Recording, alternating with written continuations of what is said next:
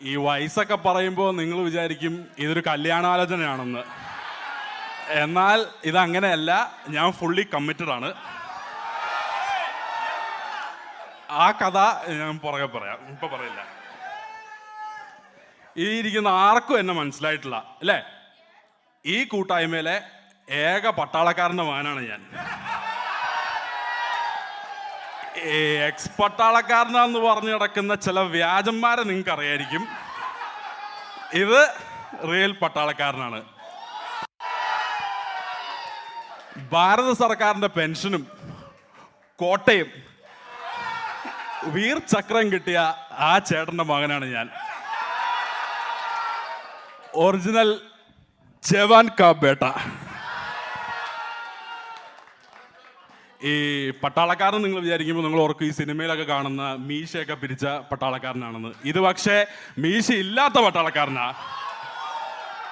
ഈ പട്ടാളക്കാരന് ഞാൻ മീശ വിരിച്ച് കണ്ടിട്ടുള്ളത് ഈ മാർക്കിന്റെ ഓണസ്കിറ്റിന് വേണ്ടി മാത്രമാണ്. അതും ഒരു 1.5 മീശയായിരുന്നു. പട്ടാളക്കാരനും ഒരു പട്ടാളച്ചിട്ടില്ലാത്ത എൻ്റെ അമ്മയും. UK-യിൽ ജനിച്ചെന്ന അഹങ്കാരത്തിൽ നീ ഇന്ത്യക്കാരനല്ലേ എന്ന പുച്ഛത്തോടെ നോക്കുന്ന അനിയനും ചേർന്നൊരു കൊച്ചു കുടുംബമാണ് എൻ്റെ. വെറുപ്പിക്കണോ? വെറുപ്പിക്കുവാണെങ്കിൽ കൂവി പ്രോത്സാഹിപ്പിച്ചാൽ മതി, നന്നായിക്കോളാം.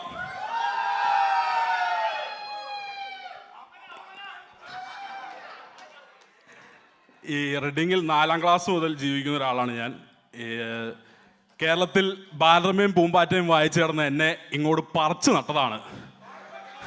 ഈ പറിച്ചു നട്ടു എന്ന് പറയുമ്പോൾ നിങ്ങൾ വിചാരിക്കും എങ്ങനെ ഇതുപോലത്തെ വാക്കുകളൊക്കെ ഞാൻ പഠിച്ചു, ഇതൊക്കെ എങ്ങനെയാണെന്ന്.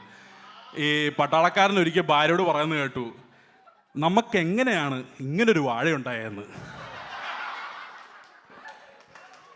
അപ്പം അമ്മ തിരിച്ച് നിങ്ങളല്ലേ കാരണം എന്ന മട്ടിൽ സൂക്ഷിച്ചു നോക്കി. ഇത് കേട്ടോണ്ടിരുന്ന ഞാൻ ഈ വാഴ എന്താണെന്നും വാഴക്കൃഷി എന്താണെന്നും പഠിക്കാനുള്ള ഒരു ജിജ്ഞാസ എൻ്റെ മനസ്സിലുണ്ടായി. അങ്ങനെ ഞാൻ വാഴക്കൃഷിയെ പറ്റി റിസർച്ച് ചെയ്യാൻ തീരുമാനിച്ചു. നമുക്ക് അറിയണ്ടേ അതെന്താന്ന്. ഒരു സമയമായാൽ വാഴ പിരിച്ചു വെക്കും. അങ്ങനെ ഇവർ എന്നെ കേരളത്തിൽ നിന്ന് UK-യിലോട്ട് പിരിച്ചു വെച്ചതാണെന്ന് എനിക്ക് മനസ്സിലായി. ഇനി ശരിക്കും ഞാനൊരു വാഴയാണോ എന്നോർത്ത് അടുത്ത ദിവസങ്ങളിൽ എൻ്റെ ഉറക്കം നഷ്ടപ്പെട്ടു. ഇനി ശരിക്കും അങ്ങനെയാണോ? ബോറടിച്ചോ? എന്നാ അടുത്ത പരിപാടിക്ക് ഞാൻ പറയാം. ഈ കേരളത്തിൽ ചുരുളുമായിട്ട് വന്ന സാറുമാരെ പേടിച്ച് സ്കൂളിൽ പോയിക്കൊണ്ടിരുന്ന ഞാൻ ഇവിടെ വന്നപ്പോൾ ശരിക്കും ഞെട്ടി. അടിയില്ല, വടിയില്ല, ഒന്നുമില്ല. എൻ്റെ അപ്പൻ്റെ പ്രായമുള്ള സാറന്മാരെ അവരുടെ പേരും ഇനി അവരുടെ അപ്പൻ്റെ പേരും വിളിച്ചു കേട്ട ഞാൻ ശരിക്കും ഞെട്ടി. ഇതെല്ലാം കേട്ട് ഞാൻ വീട്ടിലെത്തിയപ്പോൾ അവിടെ അമ്മ മാത്രമേ ഉള്ളൂ. സോറി, ഇവിടെ വന്നപ്പോൾ മമ്മി ആയല്ലോ. അപ്പോ ഈ എന്താ പറയാ, സാറേന്നും ടീച്ചറെന്നും വിളിച്ചോണ്ടിരുന്ന ഞാൻ ഇനി അവരുടെ പേര് വിളിക്കുന്നത് ശരിയാണോ എന്ന് പറഞ്ഞപ്പോൾ മമ്മിക്ക് അത്ര നിശ്ചയം പോരാ. വൈകിട്ടായപ്പോൾ പട്ടാളക്കാരൻ വന്നു.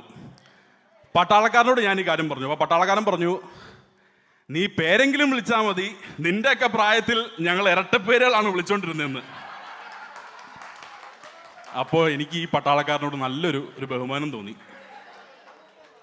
പക്ഷെ നമ്മുടെ പട്ടാളക്കാരനിൽ ഒരു കലാകാരനും കൂടെ ഉണ്ടായിരുന്നു. ഈ പലപ്പോഴും ഞാൻ മിമിക്രി താരങ്ങളെ, സിനിമാ താരങ്ങളൊക്കെ അനുകരിക്കുമ്പോൾ അദ്ദേഹം പറയായിരുന്നു, നന്നായിട്ട് ചെയ്യണം, ചീത്തപ്പേരുണ്ടാക്കരുതെന്ന്. എനിക്ക് മനസ്സിലാവാത്തത്, ഒരു യുദ്ധവും ചെയ്യാത്ത ഇദ്ദേഹത്തിന് ഞാൻ കാരണം എന്ത് ചീത്തപ്പേരുണ്ടാവാനാണ്? ഈ ജാലിയൻവാലാബാഗിനെ പോലെ ഈ ശൗര്യചക്രയോ കീർത്തിചക്രയോ അങ്ങനെ എന്തോ ചക്രം കിട്ടിയിട്ടുള്ള തള്ള് ഞാൻ ജനിച്ചപ്പോൾ മുതൽ കേൾക്കുന്നതാ. നീ ഒന്നും പഠിക്കണ്ട, ഇങ്ങനെ കളിച്ചു കടന്നു എന്ന് പറഞ്ഞ് നമ്മുടെ സ്ഥിരം നായക, അറിയാലോ അവിടെ ഇരിപ്പുണ്ട്, സ്ഥിരം നായക കൊടുക്കുമായിരുന്നു. ഇവിടെ സമയക്കുറവുള്ളതുകൊണ്ട് എൻ്റെ അടുത്ത 5 വർഷം UK-യിലെ അടുത്ത 5 വർഷങ്ങൾ ഞാനിവിടെ സ്കിപ്പ് ചെയ്യുകയാണ്. ഞാൻ സെക്കൻഡറി സ്കൂൾ യൂണി ലൈഫിലേക്ക് ഞാൻ നിങ്ങളെ കൊണ്ടുപോവാണ്.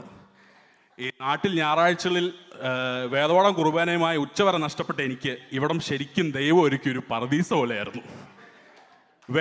കുർബാനയ്ക്കിടയ്ക്കുള്ള ഒരു ചെറിയ കലാപരിപാടിയാണ് വേദപാഠം എന്നെനിക്ക് മനസ്സിലായി. ഈ പെട്ടെന്ന് തീരും, 1 മണിക്കൂർ കൊണ്ട് തീരും. പക്ഷെ ആ സന്തോഷം അതേം കാലം നീണ്ടു നിന്നില്ല. ഇവിടെയും വന്നു ടീച്ചറും ഹെഡ് ടീച്ചറും വേദപാഠം എല്ലാം. നിങ്ങൾ ആളെ മനസ്സിലായോ? ഇതേപ്പുണ്ട്.